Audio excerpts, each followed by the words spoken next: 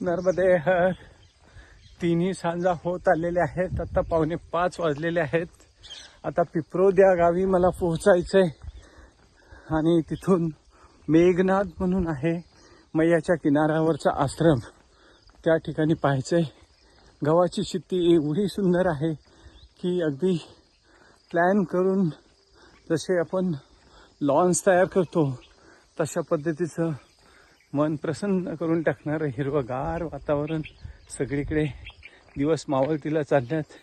त्याची उन्हांची किरणं, तिरपी किरणं आपल्यावर पडतात. छान प्रसन्न वातावरणातून जातोय. मामा मामी आणि अजून दोघेजण खूप पुष्कळ मागे आहेत. अजून त्यांची वाट पाहावी लागेल, कारण मेघनाद हे थोडंसं आतल्या बाजूला आहे.